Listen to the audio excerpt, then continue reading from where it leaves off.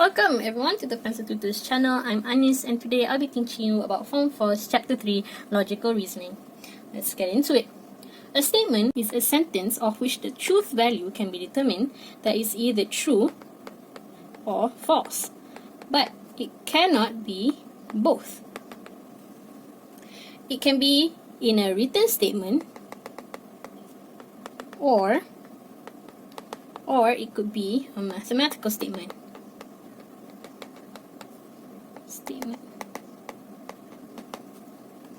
Written statement. Written statement cannot have question, cannot have exclamation or command, and it can be divided into true or false statements. So let's look at some examples. Pahang is the largest state in the peninsula of Malaysia. This is a true statement.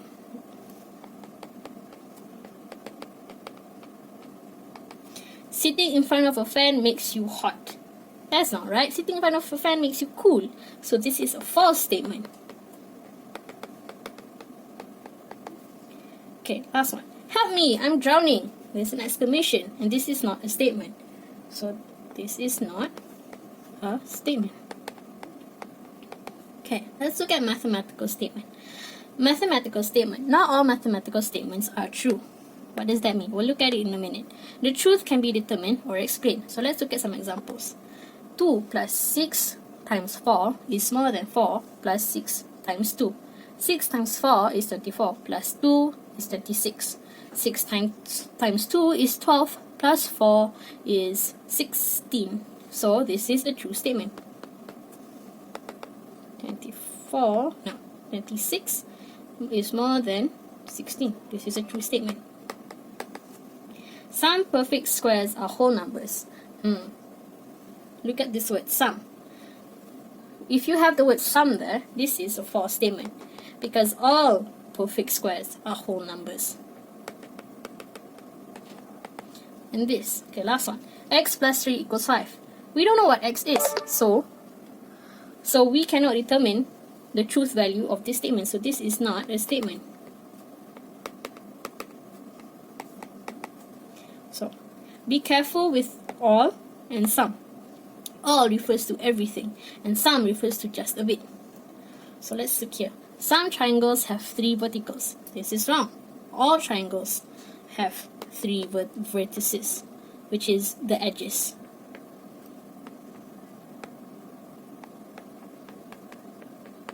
Okay. All polygons have diagonal. This is wrong. Not all. Some polygons, because triangles don't have diagonals. Alright, let's move on to negate a statement. Negate a statement is changing a true statement to a false statement or vice versa. So, statement, its symbol is P. And negate a statement is tilde P. So, let's look at some examples if we add no and not. So, all quadratic equations have equal roots. This is a false statement. But if you put not, which is we negate the statement, not all quadratic equations have equal roots, then this becomes a true statement. Let's look at the second one. A cylinder has one curved surface. This is a true statement. But if we write a cylinder does not have one curved surface, that automatically becomes a false statement. Okay, now let's look at compound statements. Compound statements is a combination of 2 or more statements using the word and, or. So I have 2 sentences here. A pyramid has 5 planes. A pyramid has 5 vertices. If I can make this into a compound statement by using and. So a pyramid has 5 planes and 5 vertices. This is a compound statement. If I change this and into or, it is also a compound statement. Given a compound statement, how to know true or false? So if we have an and, that means it is both statement P and statement Q. If there is an or, it means one of them or both. It's either P or Q or P and Q. So let's look at this table. if statement P is true, so I'm going to put tick here, it means it's true. And statement Q is also true. So if I make a compound statement P and Q, then the truth value of that statement is true. And if I do P or Q, it's also, the truth value is also true. Okay, let's see. If P is a true statement, but Q is a false statement, P and Q would be false. If I combine P and Q, the truth value is false. But if I make a compound using OR, it becomes true. The truth value is true. Because it's one of them. If one of them is true, then it's true. Okay, if P is a false statement, but Q is a true statement, if I combine them and use the word and, then this becomes a false statement. But if I combine them and use the word or, this is a true statement. And if both P and Q are false, then automatically the word becomes false for both of them. I give you false statements, and if I combine them, it's a false statement regardless. So let's look at this example. 2 is a prime factor of 6, or 3 is a prime factor of 6. Now, the first statement is true. The second statement is also true. So if both of them are true, it's true, even if you use or. Okay, second one. A cone has one vertex and one plane. This statement is true. This statement is also true. And there's an and there, so true.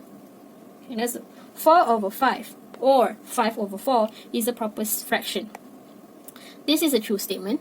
This is a false statement. But because there is an or there, this is a true statement. The coefficient of 9x is 9, and 9 to the power of 0 equals to 0. So this first statement is true, but the second statement is false. And because there is the word and here, this becomes a false statement. Okay. 3 hours equals to 120 seconds. And 4 minutes equals to 240 minutes. This is false. This is also false. And there's an and there, so it becomes false. Alright, easy enough? Now let's look at implication. When you see if and then. So the first implication, if P, then Q. P and Q refer to the statements. So P is denoted as antecedent, and Q is denoted as consequent. Okay, form an implication if P then Q with a given antecedent and consequence. Okay, so antecedent, K is divisible by 2, consequent, K is multiple of 2. So if P then Q, if K is divisible by 2, then K is multiple of 2. Just like that. And the question asks which one is antecedent and which one is consequent. The one before then is antecedent. The one after then is consequent. Second implication. P, if and only if Q. So, if and only if Q. This one can be if P, then Q. And over here, if Q, then P. So, I have a question here. If K is a perfect square, then root of K is a whole number. So, this is P, and this is Q.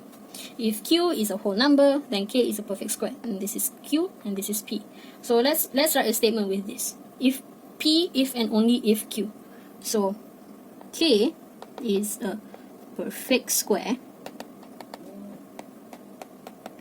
if and only if root of K is a whole number. See that? P, once you've done P, if and only if, and then you write Q. So, PQR is a regular polygon if and only if PQ equals to QR equals to PR. So if and only if. So this one is P, and after that is Q. So I want to write if P then Q. So no, I want to write if Q then P. So if PQ equals to QR equals to PR. If Q, then P. Then PQR is a regular polygon. Right? Alright, let's compare between converse, inverse, and contrapositive. I have a statement here. If Abu is a footballer, then Abu is good with his feet. So converse, we write if Abu is good with his feet, then Abu is a footballer. Inverse. Remember how we negate a statement? So we put that in inverse and contrapositive. If Abu is not a football player, then Abu is not good with his feet. Contrapositive. If Abu is not good with his feet, then Abu is not a footballer. Alright, so let's break it down. Statement. If P, then Q. Well, and if you want to write converse, converse is if Q, then P. So inverse is if tilde P, then tilde Q. So inverse and contrapositive are negated statements. So contrapositive, if tilde Q, then tilde P. Alright? It's just switch with each other. Alright, let's look at the truth value. Truth value is true or false. Okay?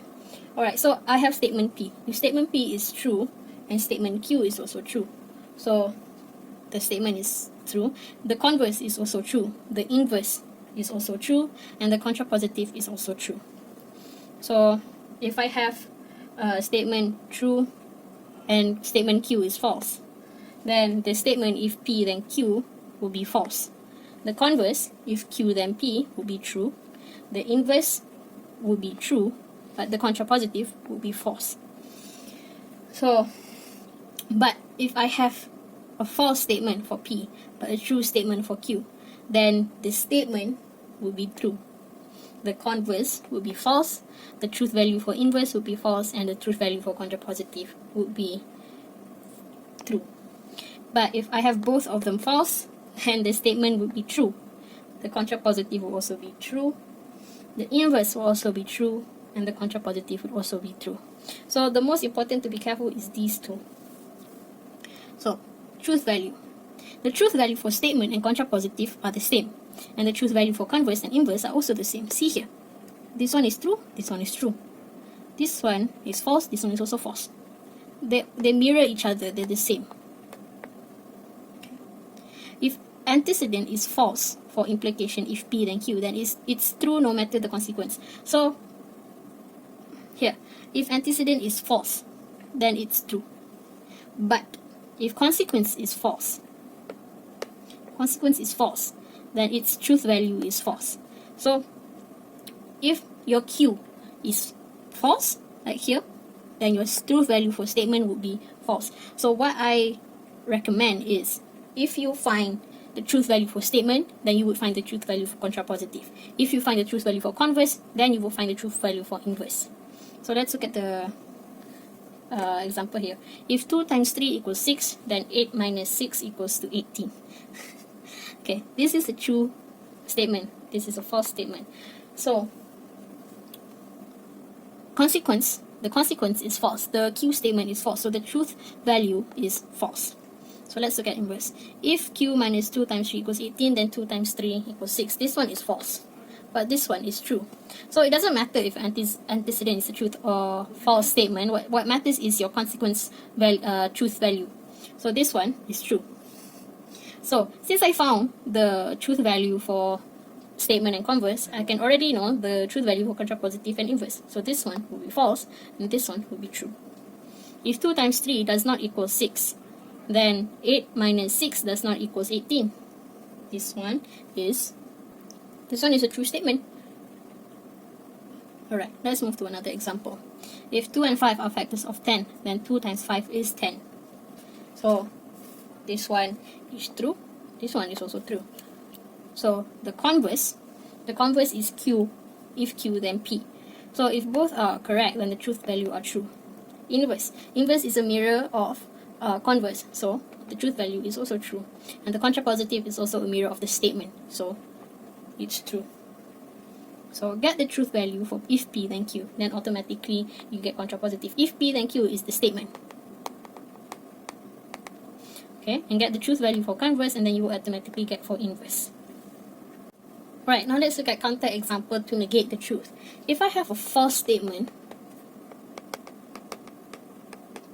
then I need to give an counter example to explain why it's false. But if we have a true statement, then we don't need to give a counter example. So look at this. The sum of interior angles of all polygons are 180. This is false statement, right? So I have to give a counter example. So counter example. So false, so we write false. Then we write why? Because then we give an example. So because the sum of interior angle, let's say I want to use square, okay, of square, is 360 degrees. Alright? Right, let's look at the second one. Not all multiples of 10 are multiples of 2. This is false because it's not all. All multiples of 10 are multiples of 2. 10, 20, 30. So we write false because all multiples of 10 are multiples of 2. Okay, let's look at C. If W is more than 5, then W is more than or equals to 7. Alright, this is false. Because, let's see. Because when W equals to 6, 6 would be more than 5. Yes. But the counter example for this statement is 6 is less than 7. That's why it's a false statement. Right? Thanks for watching. Be sure to check out part 2.